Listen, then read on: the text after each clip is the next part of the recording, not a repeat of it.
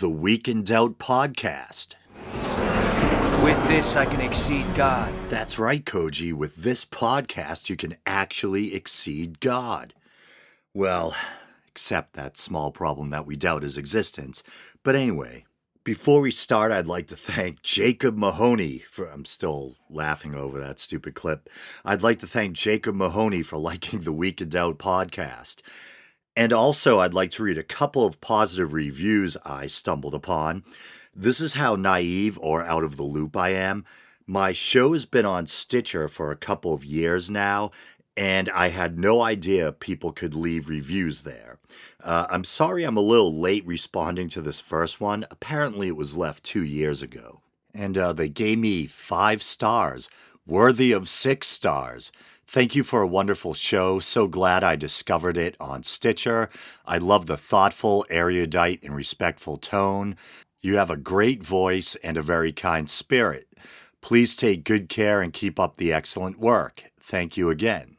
And man, I just realized that review is from Heresy, a listener who I used to interact with a lot on the Week in Doubt Facebook page.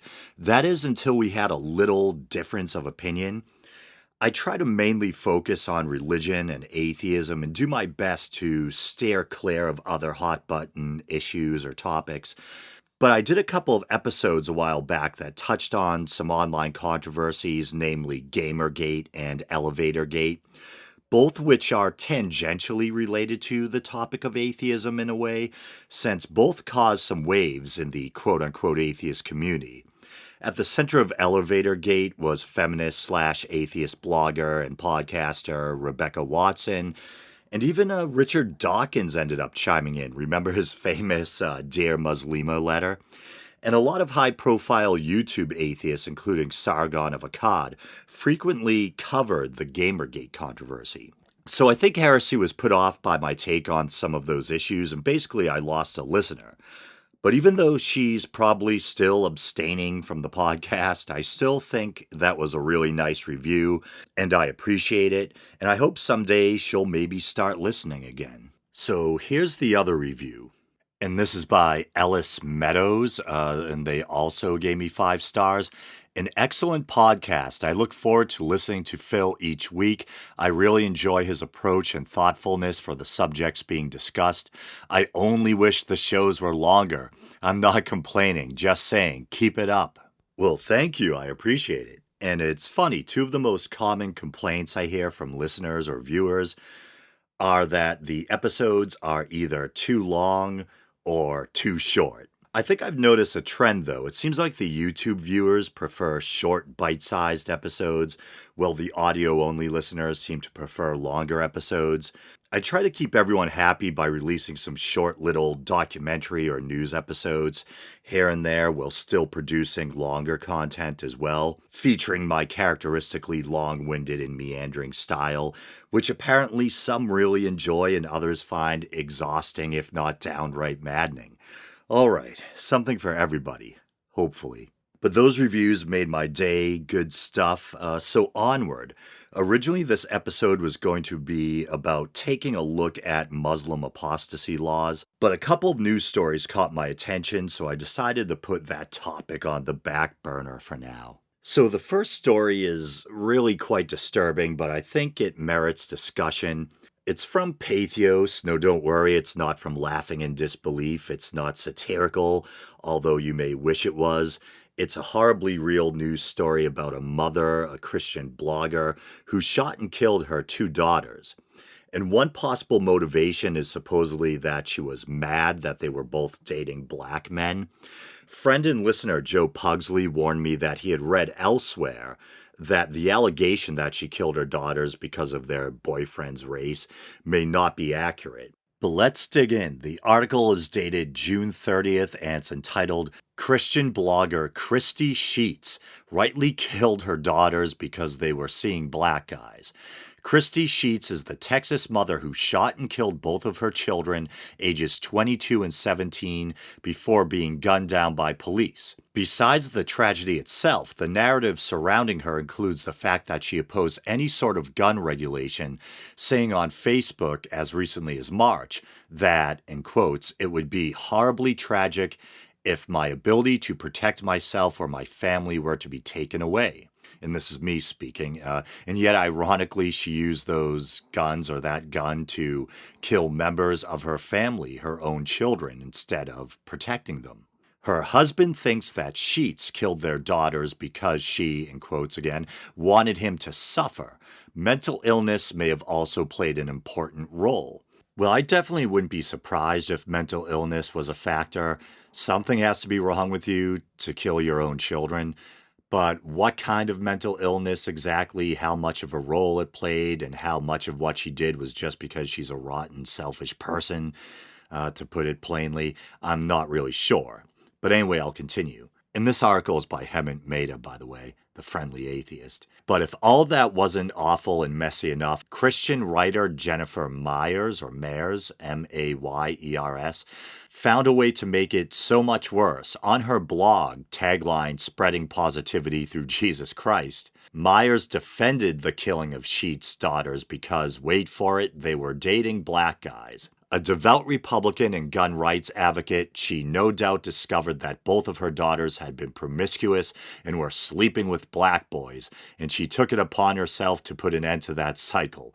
She was brave enough to stand up and say, "Enough, not in my house," and she should be lauded. And that was quoting this person supposedly named Jennifer Mayers or Myers, and it continues quoting her. "Mrs. Sheats was the picture of elegance, and I know she would not want to have to explain to her friends why she was carrying around a yellow mixed baby that her promiscuous daughters had created.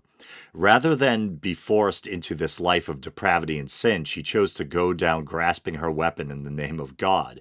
As far as I'm concerned, she is a martyr for Christ." And then it goes back to Hemant Mehta's writing.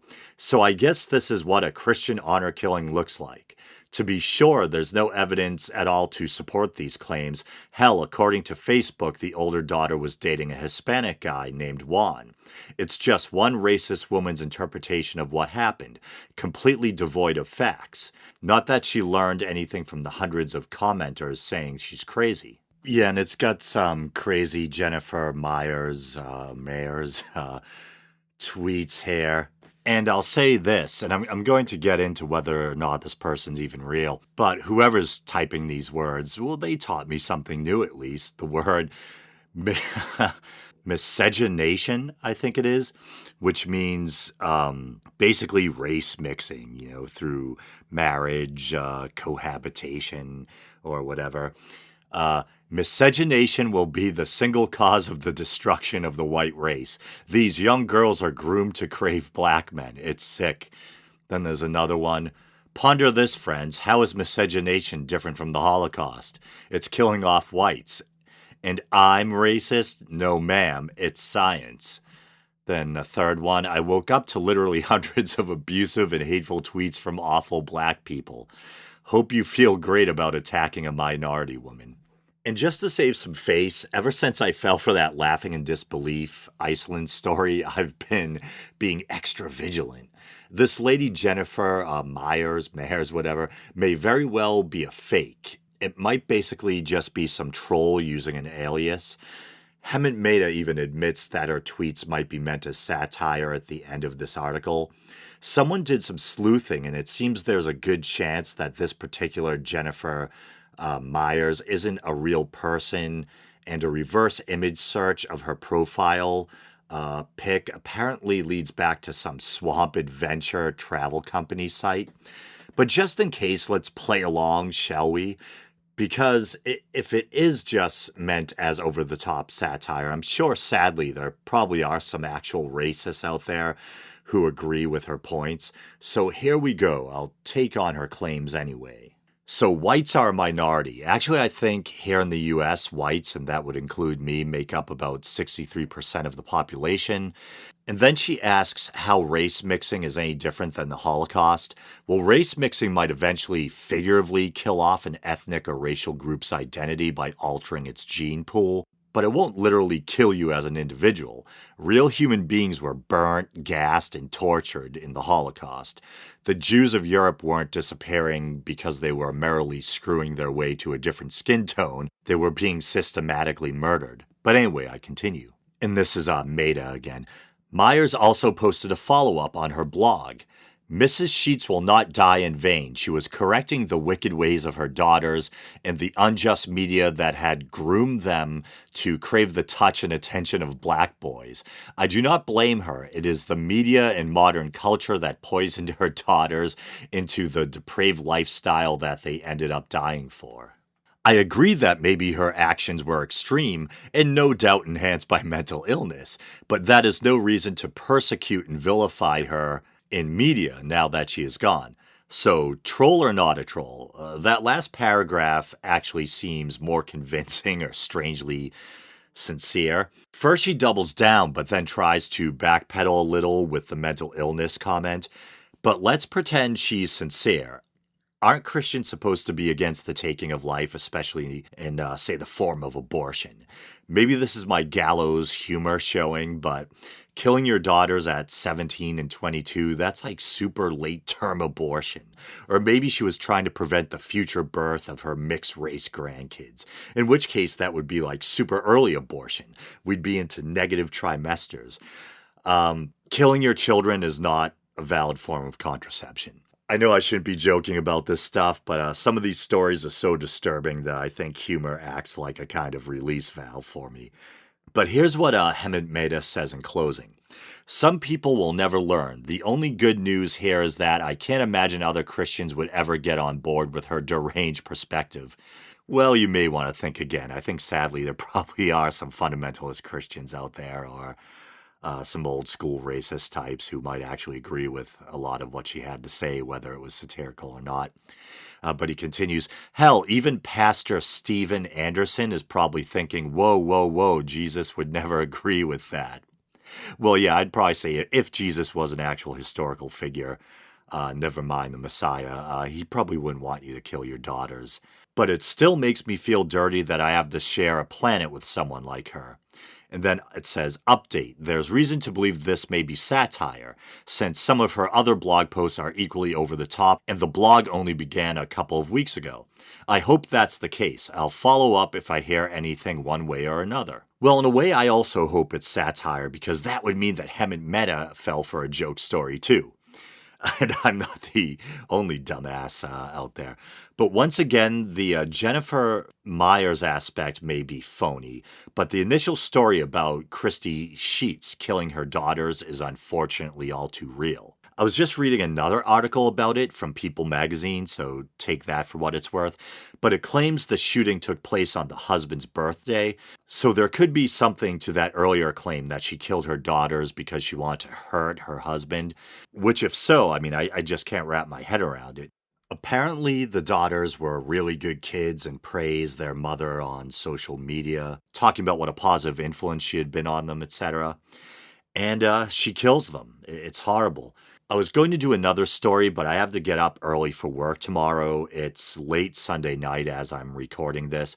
I just wanted to make sure that I got something out there for you guys before the new week starts. Well, technically Sunday is the first day of the new week, but you know what I'm saying. So you guys know the drill. You can like the show on Facebook, follow the show on Twitter, leave a review, or subscribe through iTunes. If you want to help the show out monetarily, you can use the PayPal widget at the bottom of the Podbean page. There's all that alliteration. Or you can support the show for as little as 99 cents a month via patreon.com/theweekindoubt and quit anytime you want. And also, of course, check out the YouTube channel. Maybe you're doing that now. All right, guys, thanks for listening or watching, and until next time.